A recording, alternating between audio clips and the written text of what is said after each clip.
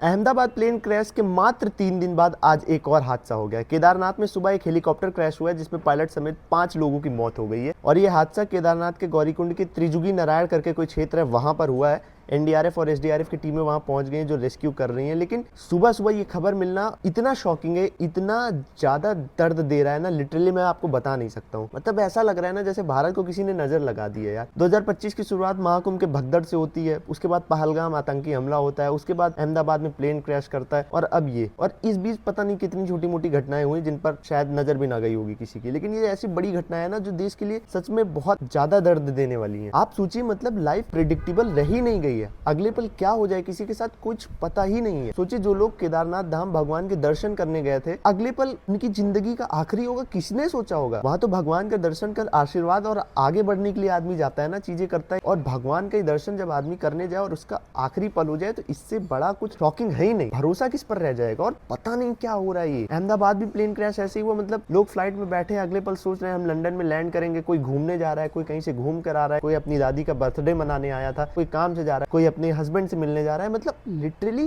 क्या हो रहा है ये समझ में नहीं आ रहा है, और एक जर्नलिस्टिक अप्रोच से हट के आम आदमी की तरह सोच के ना रूह कांप जा रही है कि है क्या, लाइफ प्रेडिक्टेबल है ही नहीं। आप दौलत शोहरत कुछ भी हासिल कर लीजिए, आपके साथ अगले पल इस समय क्या हो जाए कुछ भरोसा ही नहीं है। ना आपके लिए फ्लाइट सुरक्षित है, ना आपके लिए रोड सुरक्षित है, ना आपके लिए ट्रेन सुरक्षित है, हर जगह तो हादसे हो रहे हैं। कुछ समझ ही में नहीं आ रहा है कि हो क्या रहा है यार। सुबह सुबह ये न्यूज सुन के ना कलेजा कांप गया यार सच में। और ऐसे हादसे सिर्फ उन लोगों की जिंदगियां नहीं छीनता जो उसमें मौत का शिकार हुए, बल्कि ये हम सबके ऊपर इम्पैक्ट डालता है। ये केदारनाथ के ऊपर भी अब इम्पैक्ट डालेगा। केदारनाथ में रिकॉर्ड 10 लाख श्रद्धालु पहुंचे थे पिछले दिनों में, और अब ये टूरिज्म पर इम्पैक्ट डालेगा, जैसे पहलगाम हमले के बाद जम्मू कश्मीर में हुआ, जैसे अहमदाबाद प्लेन क्रैश के बाद एयर इंडिया के साथ हुआ, क्योंकि वहां लोगों का भरोसा उठा है। तो टूरिज्म पर भी इम्पैक्ट पड़ेगा केदारनाथ के, क्योंकि अब लोग हेलीकॉप्टर में बैठने से बचेंगे।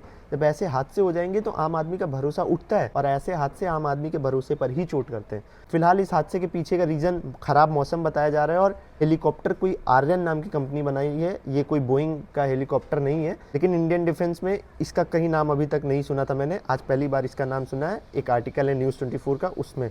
तो कामना करिए कि आगे ऐसे हादसे ना हो और ये साल अच्छे से बीत जाए यार।